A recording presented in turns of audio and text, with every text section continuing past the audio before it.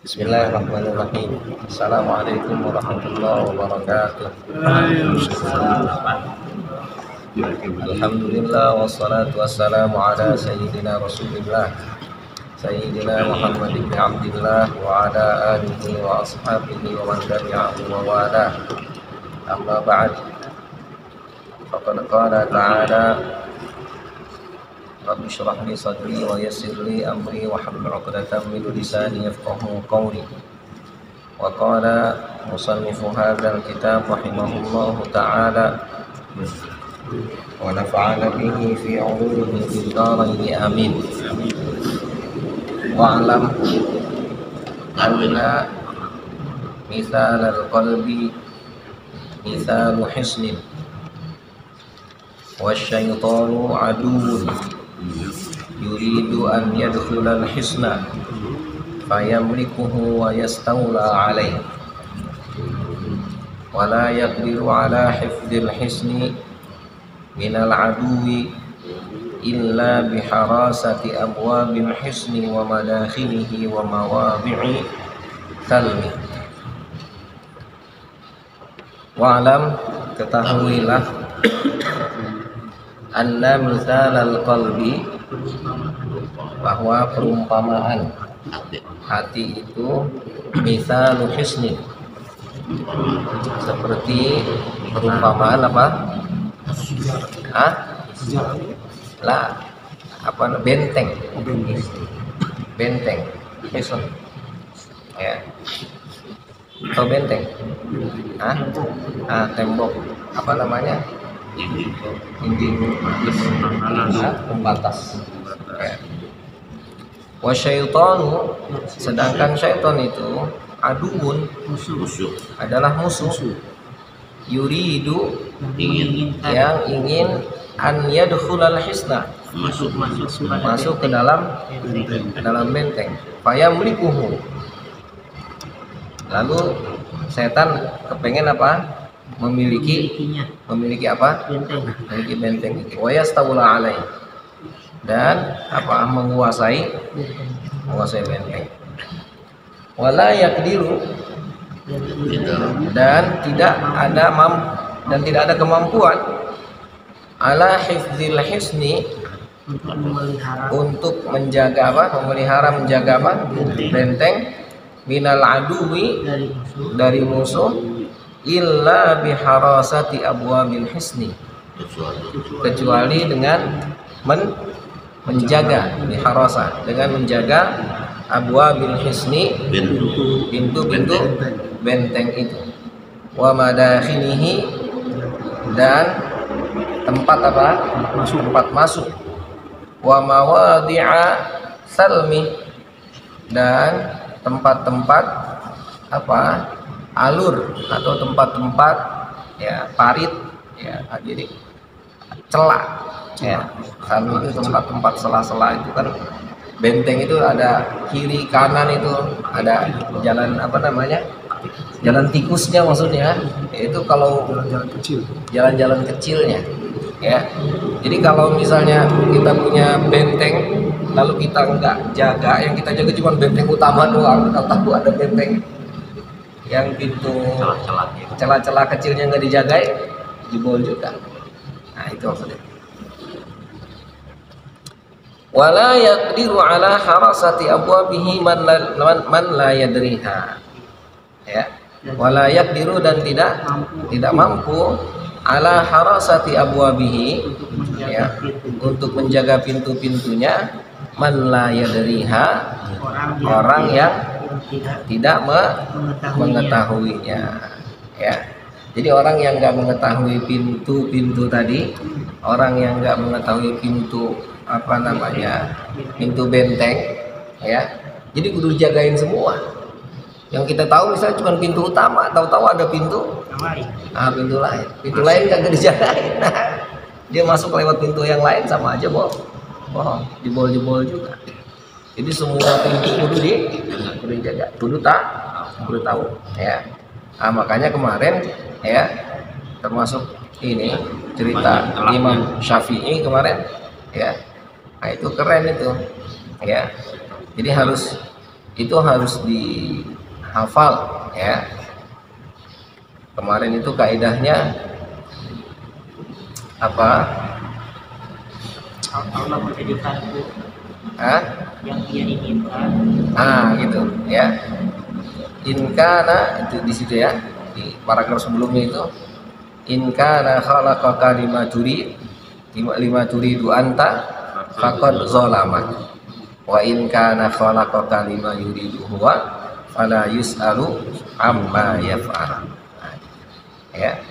Jadi Allah itu menciptakan sesuai dengan apa yang Allah inginkan. Kalau Allah menciptakan sesuai yang kita inginkan sama dengan Allah zalim. Ya. Itu kudu ditanam dalam diri itu. Jadi macet itu kesel itu ingetin begitu. Iya. Ya. Macet itu kesel mau ngomelin ngaji. Ngaji beneran ngaji apa pergi? Ya, pakai ngaji dulu. ngaji dulu. Ya.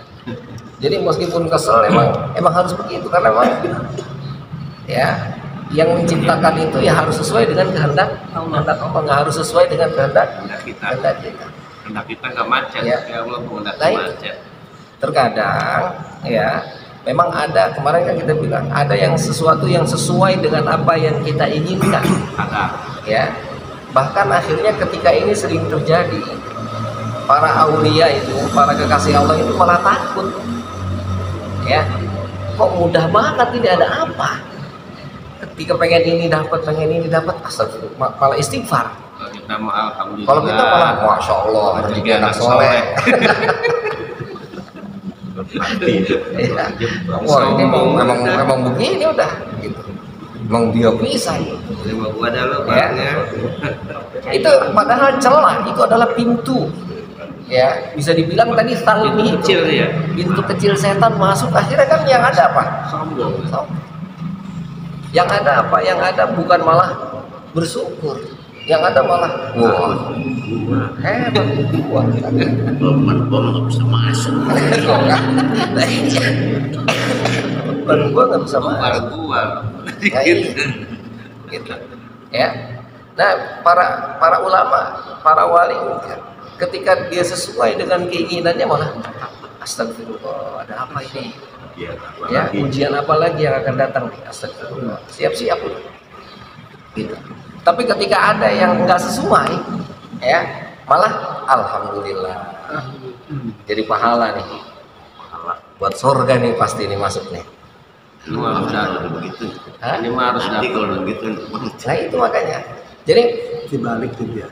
Jadi kuncinya itu adalah ketika sesuai dengan apa yang Allah inginkan, ya. Nah itulah yang diinginkan. Jadi bukan sesuai dengan yang kita inginkan. Karena yang kita inginkan itu bisa jadi itu ada peluang setan, ada peluang hawa nafsu, ada peluang Allah memang. Cuman permasalahannya peluang Allah untuk derajat kita itu belum tentu pas. Tapi kalau para wali, baru mereka sesuai dengan keinginan Allah. Maka mereka punya kaidah yang mereka sebut apa? La uridu illa ma aradallah. Ya, uridu alla bi. Saya tidak menginginkan sesuatu kecuali yang Allah inginkan. Nah itu kita belum bisa tuh. Kenapa? Dikarenakan hawa nafsunya masih besar. Pintu-pintu syaitan tadi tuh yang kita bilang. Jadi kalau misalnya kita makanya Imam Ibnu Athaillah As-Sakandari itu ketika permulaan kitab beliau mulai dengan di kitab Al-Hikam itu beliau mulai ibadah yang dilakukan, ya, ibadah yang kita kerjakan pertanda bahwa ibadah itu jujur karena Allah atau bukan, lihat efeknya. Kalau kamu ibadah lalu ada sesuatu yang kamu enggak sukai atau ada sesuatu yang enggak sesuai dengan yang kamu inginkan lalu kamu menggerutu atau kamu enggak sesuai dengan apa yang kamu inginkan lalu kamu menggugat, ya, lalu kamu marah, lalu kamu ya Allah ngapa sih, padahal gue udah sholat malam kan gitu, komplain ya, berarti ibadah yang kita lakukan bukan karena Allah tapi berpegang teguh kepada ibadah itu sendiri. Keinginannya Gitu. inginnya menang dulu. Nah iya. Jadi dari awal pertama kali itu ibadah itu harus berpegang teguhnya bukan kepada ibadah, bukan kepada selain Allah. Selain Allah. Salah satu tanda ibadah itu berpegang teguh kepada Allah ketika enggak sesuai dengan sesuatu atau enggak sesuai dengan doa yang kita pinta lalu tidak dikabul, enggak ada masalah. Gitu maksudnya. Ya. Kita kan malam udah tahajud, ya, zikir sampai subuh, kagak ngantuk itu kagak itu. Tahu-tahu pas habis sholat subuh mau pergi, gitu, ban motor bocor. Aduh, malam udah tahajud, udah zikir masih begini, baik. Nah, itu berarti tanda bahwa ibadahnya tidak murni karena keinginannya doang. Hah? Karena keinginan kita. Lah itu karena ibadahnya bukan berpegang teguh kepada Allah. Berarti dia sudah apa namanya? Dia sudah terpeleset. Sudah keluar dari tujuan ibadah itu. Berarti dia berpegang teguh kepada ibadah. Besok udahlah, kalau gitu mah kagak perlu sholat tahajud lagi dah. nggak bocor Lah iya. ya nggak bocor ke ban Lah iya nggak bocor banyak kalau kagak tahajud mah. Apalagi kiai ya. Hah? Sekarang udah jadi gua udah datang ke gua. Lah iya itu sama. Gitu.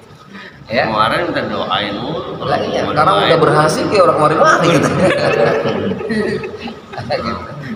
Kayak boleh dia ya. Lah iya itu. Jadi itu pintu-pintu setan itu, hati-hati. Ya, itu salmi. Itu ustaz masih Ya. kelas juga dipakai. Lah kan benar. Ya. Jadi semua. Jadi makanya pintu setan itu ada Abwaabul Hisan dari, ya, ada Madakhiling, ada Mawadhi'us Samit, banyak itu. Jadi pintu itu kan nggak satu, bukan hanya pintu utama, pintu kiri, kan pintu kiri itu, ya. Nah, kita ini udah bangga banget kan asal habis ngaji tuh, boy, keren banget, alhamdulillah. Gua nih. Ngaji, lihat orang di jalan kayaknya, Allah, boro-boro dah lu mah, gak bakal sanggup kayak gua dah, gitu. Itu pintu setan itu, hati-hati. Oleh nih kayak gua nih. Lah iya soleh gitu. Jadi Ya. kalau udah gitu cuek aja gitu ya. Iya harusnya aja lah. Harusnya astagfirullah kan. Harusnya ini cobaan kan itu harusnya. Ini cobaan harusnya gitu. Jadi jangan diterusin. Oh, iya bener bisa emang gua kan gitu kasarnya. Namanya Murid itu. Nah iya harus dilawan. Kalau nggak dilawan jadilah. Makanya guru udah Ya. kaya gak inget sama gua. Iya. Lagi itu apa namanya, pintu setan itu, pintu kecil itu. Nah kata Imam Ghazali harus tahu pintunya, ya.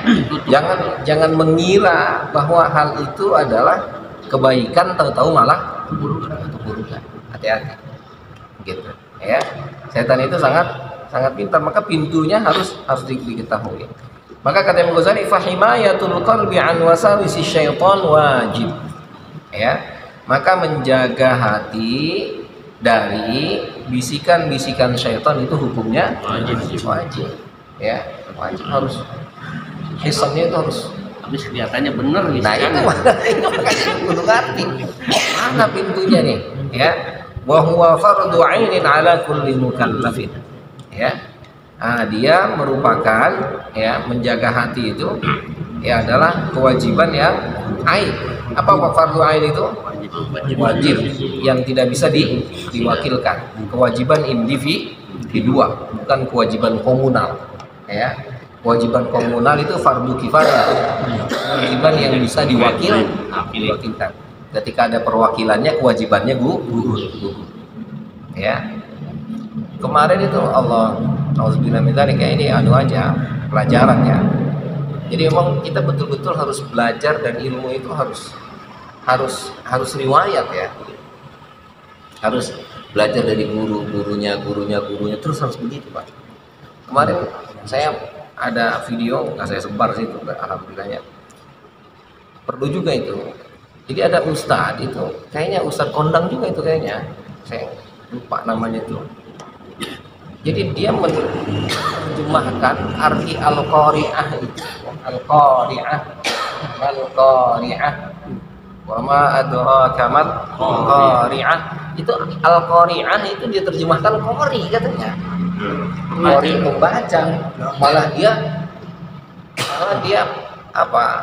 Komplain sama orang-orang yang menerjemahkan al-qari'ah itu hari kiamat. Itu kan astagfirullah. Kata dia mah qari pembaca. Qari perempuan ya, qari'ah. Qari'ah. Ya Allah. Ya. Lah itu makanya itu ustadz siapa gitu. Itu viral itu artinya ustadz itu saya sering lihat video-videonya di YouTube. Udah lumayan tua kan? Hah? Udah lumayan tua nggak bisa. Sedang lah. Iya, Saiful Karim. Allah. Saiful Karim. Iya bisa jadi ya. Kan tiba-tiba dia jadi ustadz kan. Pemikir ya. Sengaja. Hah? Jamaahnya mengatakan beda makom. Beda makom. Astagfirullahaladzim. Saiful Karim. Lah ya dari pelafalannya udah beda. Qoro'a itu qaf, ro, hamzah. Ini qaf, alif, ro, ain, ha. Tak marbutah maksudnya. Itu. Lah bagaimana ceritanya? Al-Quran itu nggak bisa diterjemahkan semau gue, itu nggak bisa. Sekarang Tapi sesuai dengan riwayat, Pak. Ya sekarang mau tiba-tiba kondang kan nggak banyak belajar tiba-tiba kondang. Nah itulah makanya hati-hati. Itu makanya saya bilang itu peluang. Salah satu peluang setan itu maksudnya. Dia ingin menerjemahkan sesuai dengan keinginannya. Oh, sabar. Ya. Kalau misalnya itu qari'ah itu diterjemahkan pembaca, wa ma adraka mal qari'. Al-Qur'an itu maksudnya apa? Gitu. Al-Quran itu kepingin cerita tentang sesuatu yang wah, sesuatu yang luar biasa. Tapi Al-Quran itu jangan salah, selalu yufassiru ba'duhu ba'dha, selalu menafsirkan antara satu ayat dengan ayat lain. Jadi al-qari'ah wal qari'ah wa ma adraka mal qari'ah. Terus yauma yakunun nasu kal farashil mabthus. Ini yang dimaksud al-qari'ah itu yauma yakunun nasu kal farashil mabthus, itu al-qari'ah maksudnya. Ya. Jadi al-qari'ah itu adalah hari di mana yakunun nas manusia itu kal farashil mabthus. Ya, seperti farash, seperti apa? Kuda yang digebah.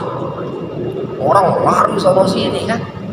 Kenapa? Karena guncang, udah nggak inget anak, nggak inget ini, nggak inget yang bagaimana menyelamatkan diri. Maka di ayat lain itu ketika cerita tentang hari kiamat itu adalah hari yang menakutkan. Ya, hari di mana ya itu apa? Yauma yafirrul mar'u min akhi wa ummihi wa abihi wa sahibatihi wa bani. Pas kal farashil mabthus itu. Wa takunul jibalu kal'ihnil manfush. Itu kan? Dan gunung-gunung itu seperti apa? Seperti ihan apa namanya? Kapas yang udah terbangan. Serbayat. Itu al-qari'ah namanya. Bukan nyambung ke bacaan. Lah ya, kalau misalnya diterjemahkan itu pembaca terus yauma yakunu ditafsirkan apa? Kalau mau dipembacanya ngapain yauma yakunu? Lah iya makanya mau terjemahin itu apa? Enggak bisa. Hati-hati. Ya. Jadi kita menerjemahkan Al-Quran itu harus nggak boleh dengan sesuai hawa nafsu. Itulah yang dibilang oleh Nabi, nggak boleh menafsirkan Al-Quran sesuai dengan keinginan pribadi, nggak bisa. Sampai kapanpun nggak boleh. Harus sesuai dengan arahan Rasulullah. Dirubah tafsir Iya, kita bisa sendiri. Ntar kayak zaman dulu lagi, ya, zaman P3 Golkar sama PDI. Saya masih kecil tuh, ya. Dulu itu wala taqrabu hadhihi syajar, jangan dekati pohon ini. Pohon Golkar tuh jangan didekatin itu dulu itu. Iya, ingat nggak dulu? Hah? Itu jangan dekati pohon itu pohon setan katanya. Sambet lah. Lah iya, bukan hanya ke sahabat, makanya akhirnya dulu para ulama yang P3 ngelawan Golkar itu pakainya ayat itu. Anies saya mau dipolisikan gara-gara Amin. Itu makanya coba itu. Itu tafsirnya astagfirullah, nggak boleh. Itu nama Amin baru masuk penjara semua. Ya, Bahaya, jadi nama celah-celah itu, celah-celah pintu setan itu banyak, Pak. Ya, jadi orang sudah merasa ustaz, merasa bisa, ya, akhirnya menafsirkan Al-Quran semau dia nggak bisa. Hati-hati. Hah? Oh dosen itu? Ya Allah. UPI. Ya Rabbi. Malu banget itu. Kurang pendidikannya. Ya. Pesantren juga dia meneliti bidang kimia kayak gitu. Oh. Iya hati-hati ya. Itu bisa tutup celahnya bocor tuh ya. Bocor Pak, bocor. Ya. Jadi makanya kita itu belajar Al-Quran itu harus makhorijul hurufnya pas, tempat-tempat keluar hurufnya pas. Itu nggak bisa kita belajar Al-Quran semau kita tuh. Artinya beda lagi. Karena nanti terjemahnya beda. Memang iya qori'ah iya, pakai hamzah iya. Tapi pakai ain nggak bisa pakai ain. Kalau pakai ain qori. Lah iya. Nanti kalau qoro'a bahasa Arabnya itu apa? Qoro'a itu apa? Bukan membaca, lain lagi nanti. Qur'ah itu apa? Kocokan. Ya, itu kan zaman Nabi Yunus, ketika Nabi Yunus mau diceburin ke laut, itu diqur'ah dulu, diundi, dikocok dulu. Itu namanya Qur'an. Gitu. Ya, jadi enggak. Nah itu Qur'ah namanya. Tapi ketika qari'ah itu bisa jadi artinya Qur'ah qari'ah itu diguncang. Ya kan? Jadi artinya ya beda kan terjemah sama qoro'ah itu qoro'ah baca. Belum lagi qoro'ah baca nanti kalau Pak Quraisy itu menerjemahkan qoro'ah itu berasal dari kata bukan membaca tapi menghimpun. Gitu. Ya.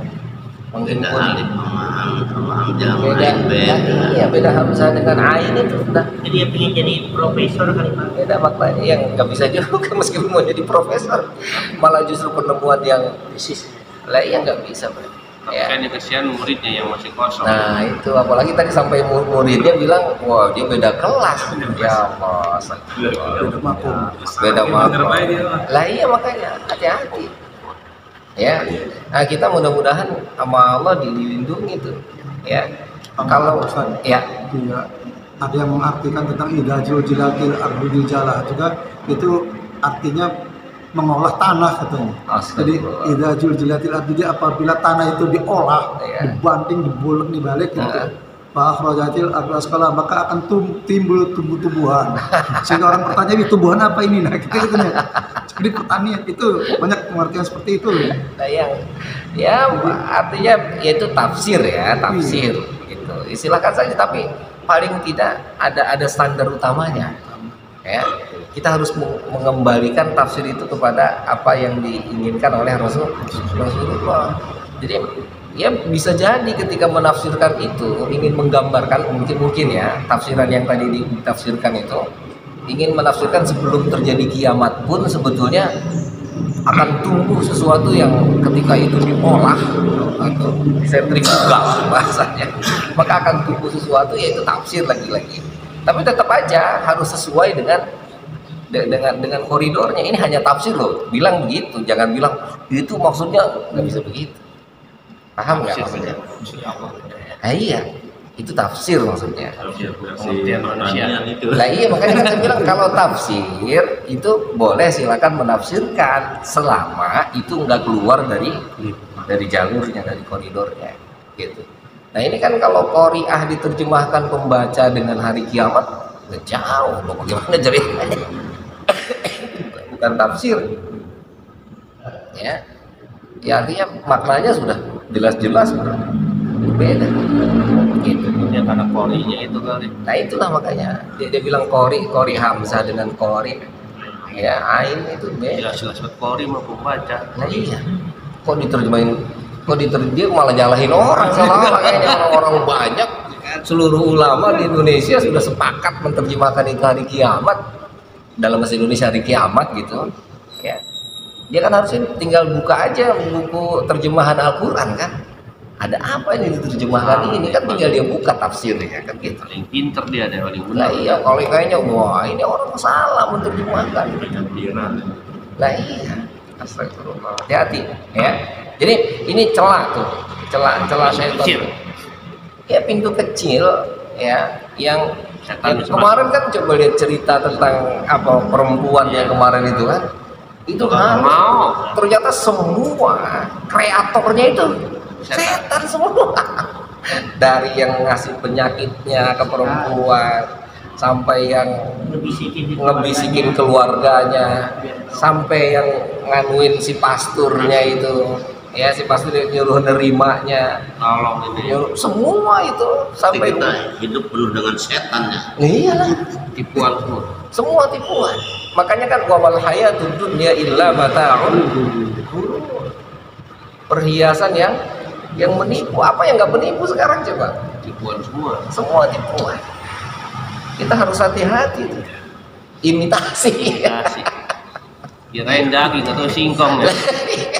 Jadi rasa daging. nipu itu dijadikan dalil, Ustaz. Lah iya makanya. Dijadikan dalil nispu itu ya. Lah iya. Ada dalilnya kata mata al-ghurur. Lah iya, hati-hati.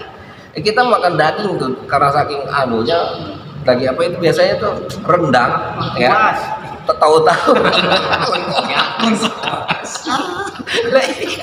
Pas digigit lah. Keras. Malu banyak orang terusin kayak gitu. Lari lagi malu, terus dia punya. Kalau gua digigit. Kayak saya pengalaman saya Di pengalaman nih, di Jepang kan ada segini masuk kata saya. Masuk di Jepang. Saya ambil 3 biji. Itu mau dibuang lagi. Malu. Orangnya kan dimakan gitu, Iya. sedikit Iya. buat ini aja lah, Iya. langsung. Iya, iya. Terus itu masuk Langsung ambil 3. masuk. Udah kayak masuk. Dua malu Ya kati. Itu sama-sama kayak zaitun kan. Zaitun begitu ya, kagak tahu awal-awal kan. Dikirain hijau-hijau, ada yang hijau ada yang biru tuh. Dikirain anggur. Dia makan aja tuh. Ya kalau saya Pak Haji Adam udah biasa makan enak. Nah kalau yang baru kok pahit banget. Apaan ini? Orang sama angin bak serakah banget belum asem.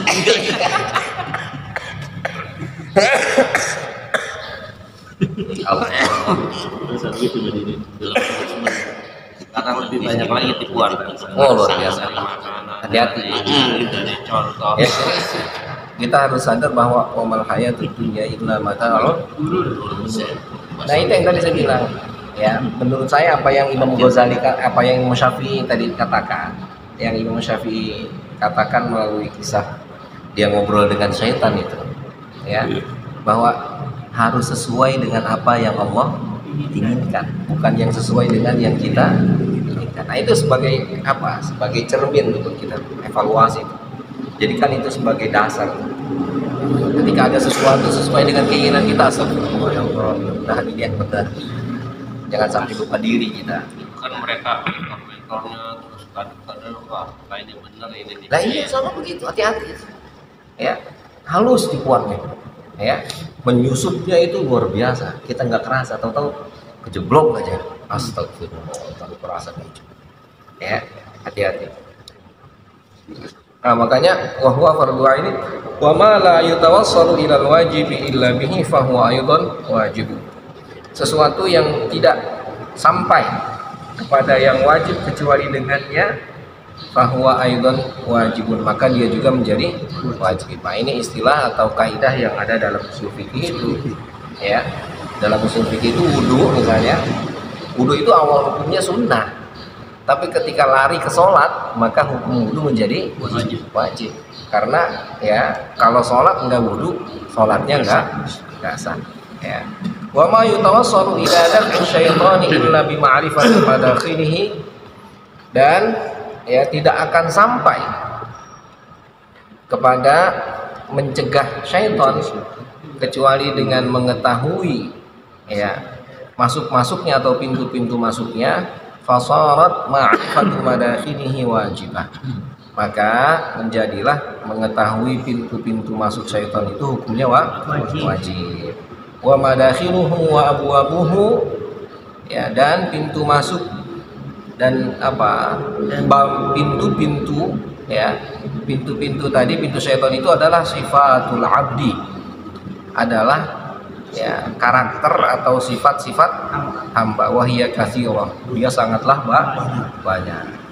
banyak ini, banyak banget pintu masuk. Yang pertama, ini ya, minhal ghadabu wasyahwah. Di antaranya adalah marah dan syahwat. Syahwat itu apa? Keinginan. Makanya kata syahwat ini, emang orang Arab itu, kata bahasa Arab itu ya sama sebenarnya dengan bahasa Indonesia, cuman artinya lebih keren gitu.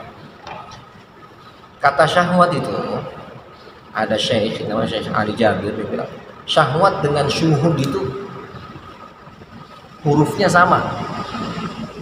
Syahwat, syuhud, shin, ha, waw, ta marbutoh kalau syahwat. Kalau syuhud, shin, ha, waw, dal. Beda ujungnya doang hurufnya kan? Cuma harokatnya beda, tapi huruf sama. Kalau orang mau syuhud itu apa? Menyaksikan Allah, ya. Kalau syahwat nggak ingat Allah. Jadi kalau orang mau syuhud itu yang tak marbutohnya tuh kudu dibuang, dibuka dikit tuh. Jadi dah. Jadi kalau mau syuhud jangan ikutin syahwat. Udah begitu. Bukanya dikit doang loh ya. Bukanya dikit doang. Dikit buka. Susah. Berat. Gitu. Nah ini godok itu. Asal udah macet dikit udah. Begitu. Kalau nggak ngaji dulu kalau nggak ngaji dulu makanya udah nyampe jam berapa ya, dicoret dah ngajinya dah. Bagus sebelum ngaji tuh itu tuh ada Imam Syafi'i kan itu. Iya. Gitu kata Imam Syafi'i katanya hidup ini harus sesuai dengan keinginan Allah. Kita harus sesuai dengan keinginan kita. Akhirnya itu ya yang kita jadiin sebagai dasar. Mau kesel-kesel kayak balikin lagi. Ngomongnya begini ya. Berarti ini yang diinginkan Allah. Gitu. Datangnya nggak boleh jam sekian sampai sono. Lah iya. Kata kita mah kan enaknya udah jam 1 jam 2 udah rebahan, kita udah ngopi. Ya, wah ini mah la ilaha illallah. Jam 9. Puncak mutu. Nah, itu godok tuh. Aduh. Ya. Oke. Fa innal ghadaba, nah ini kita kasih contoh satu lah. Fa innal ghadaba, sesungguhnya marah itu adalah ghaulun. Ya. Apa ghaulun? Qaidun adalah apa? Ghaulul akli. Qaidul akli yang mengikat akal. Makanya saya bilang orang kalau udah marah akalnya Hilang. Ya. Wa idza dha'afa al-'aqlu hajama jundus syaitan. Jika akal itu lemah, maka ya tentara syaitan itu hajam, menyerang. Gitu. Wa mata ghadibal insan, kapanpun manusia itu marah, la'iba syaitanu bihi kama yal'abu shabi bil qurah. Ya. Maka ya kapanpun manusia marah, maka syaitan akan bermain dengannya sebagaimana bermainnya anak kecil terhadap bola, kayak bocah main bola. Kita dijadiin uber lagi dia. Lah Anu kepegang ditendang uber lagi. Diuber lagi, dikejar lagi. Datang tendangan. Bola kita main bola kan. Lah iya. Jadi emang apa? Upayakan jangan sampai marah. Makanya kata Nabi, la taghdab walakal falakal jannah. Jangan marah maka kamu akan mendapatkan surga. Kan lupa. Nah ini dia. ya kalau lupa ini ya benar-benar dimainin gitu. Atau gitu ngapain marah ya? Lah iya. Padahal pas udah selesai mah ngapain gue marah tadi ya kan? Nah, makanya harus ya, ada kawan saya bilang, kawan ini teman ini kata dia Pak Hamdi ya, upayakan manusia itu hidup selalu dengan remote, dan remote itu harus kita yang pegang sendiri. Jangan kita kasih remote itu ke orang lain. Ya, karena kalau remote kita kasih ke orang, ya itu hidup kita di remote orang. Bisa hidup di remote orang, ya. Kita dibuat oleh orang tertawa ya kita ketawa. Dibuat orang marah kita marah. Prajurit itu. Itu berarti kita di remote kita kasih ke orang. Ya. Jadi ketika kita mau ya, harusnya remote itu kita yang pegang. Meskipun orang mau bikin kita marah, nah remote ada di sini. Kalau orang sengaja biar kita kesal ya. Nah, itu sih. Kita sama orang ya dibikin ketawa, dibagi duit, diapain, kita seneng banget. Nah, berarti kita di remote tuh. Ya. Remote di orang tuh. Remote di orang berarti. Sama orang kita sama anak misalnya. Pagi-pagi udah ngeselin apa segala macam. Nah, remote-nya kalau di dia berarti kita marah. Tapi kalau remote-nya ada di tangan kita, dia mau bikin apa gitu doang apa sih? Dia mau dicuekin gitu. Lah iya mau. Kalau butuh. Lah iya kan. Kesel gitu. Lah itu kan gitu berarti remote-nya ada di dia kalau kita marah. Selama enggak ngancem doang kita awas kan. Lah iya. Kalau remote-nya di kita mau dicuekin kayak mau diapain ya bodo amat. Gua mau kita nggak marah sama dia, meskipun dicuekin kita tetap baik sama dia. Baik. Nah itu maksudnya remote-nya harus kita yang pegang, jangan dikasih Semua maunya dia mainin. Lah iya, hidup kita bisa capek itu. Lihat orang begini, orang begitu, kata orang begini, kata orang begitu. Berebut remote. Itu ya. Banget. Nah, iya. Dan yang ada remote-nya dibanting, kita aja yang puyeng. Gitu. Tapi yang megang remote kan ngeselin, ngeledek mulu. Nah, makanya remote-nya harus kita yang pegang tuh. Jangan sampai hidup kita dikendalikan oleh orang. Maka itulah akhirnya kalau cerita ini ya kita nggak terpengaruh dengan apapun.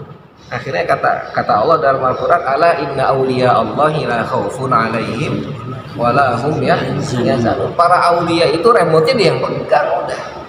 Orang mau ngeselin kayak, orang mau nipu kayak, orang mau ngebagi kayak, bodo amat emang gue pikirin.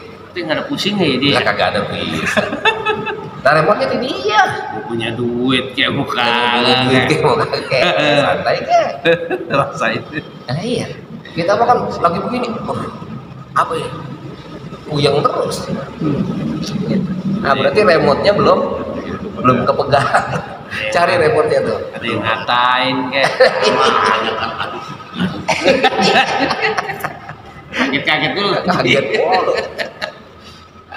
Nah jadi pintu pertama setan itu untuk masuk ke kita adalah ghadab sama syahwat. Ya. Nah, dikit lagi waqad dzukira, dan sungguh telah disebutkan anna ba'dul awliya, bahwa sebagian para wali qala li iblis. Mereka bertanya kepada iblis. Hari ini kaifa taghlibu ibnu Adam? Perlihatkan kepadaku bagaimana kamu mengalahkan anaknya Adam. Nanya iblis. Nanya. Para wali nanya ke iblis. Bagaimana kamu bisa ngalahin anak Adam tuh? Manusia bagaimana kamu bisa kalah? Ya, kata mereka, jawab faqala, iblis menjawab, akhiruhu indal ghadabi wa indal hawa. saya mengambilnya ya ketika dia marah dan ketika dia punya hawa nafsu. Hati-hati tuh. Itu jujur tuh ya. Lah iya. Setan itu. Jujur lah. Kasih bocorannya. Kasih bocor. Ya. Makanya ini Enggak bohong setan itu enggak.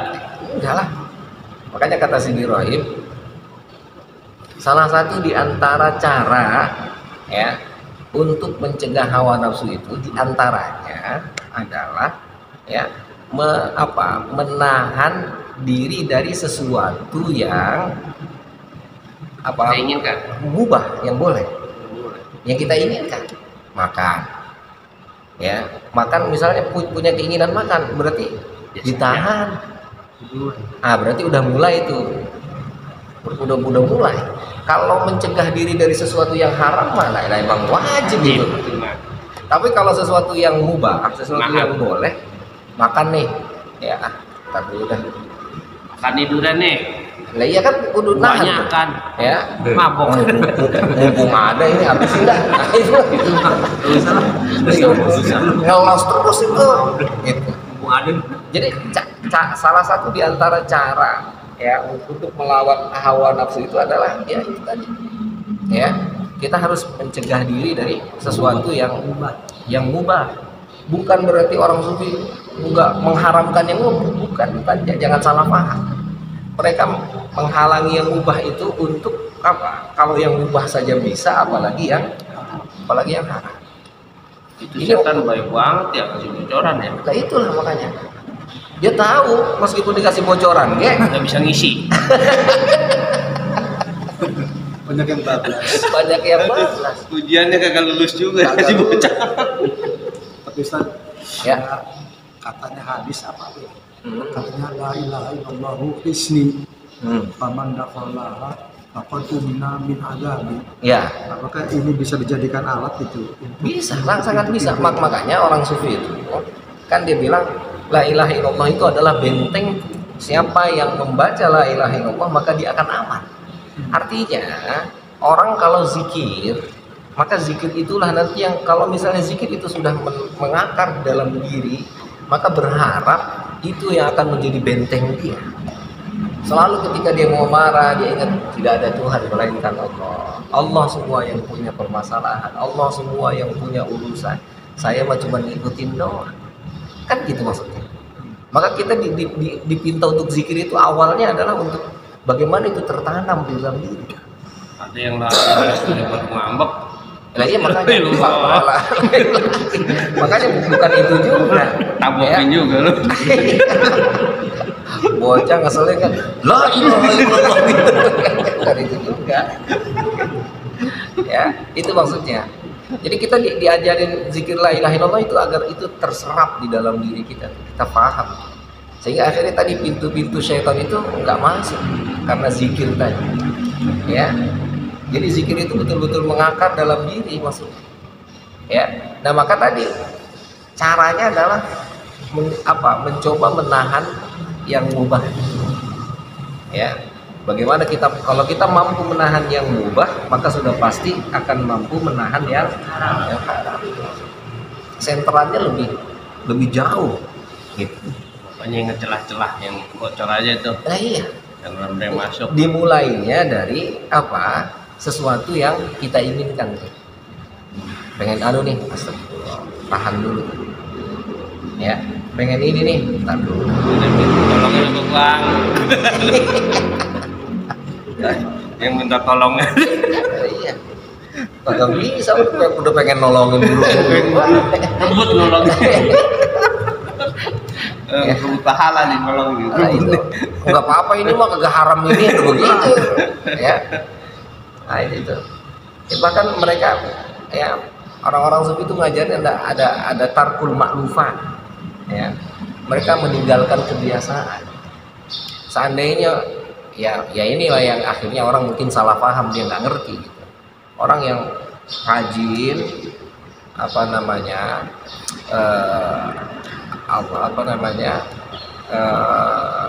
jemaah misalnya, jemaahnya rajin, jangan-jangan jemaah menjadi kebiasaan. Jadi harus di Apa gitu ya?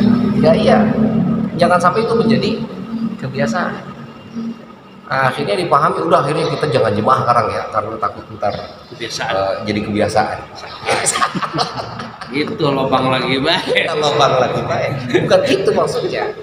Jadi bagaimana agar jemaah yang dia lakukan ini selalu baru, bukan jemaah yang jadi kebiasaan, bukan akhirnya ditinggalin tuh jemaah, akhirnya udah jangan jemaah dulu kan.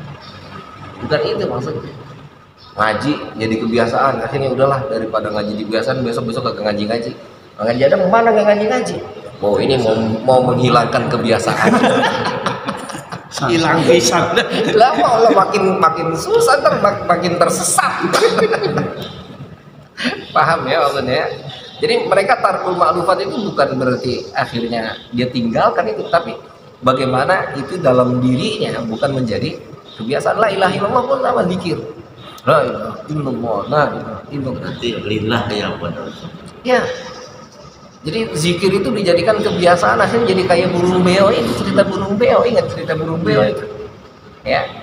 Jadi hanya zikirnya cuma di lisan, nggak meresap ke dalam hati. Udah mati Udah mati mah kekek.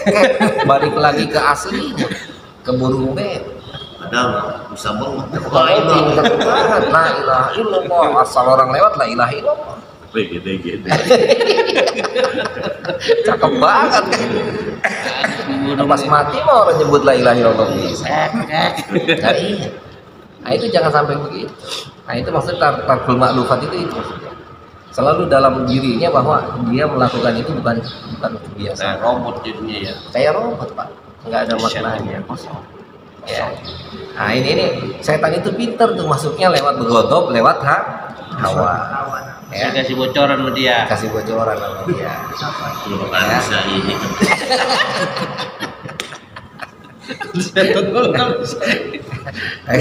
Cukup ya, terjebak lagi tuh. cukup ya, walhamdulillah wallahu a'lam. Bismillah.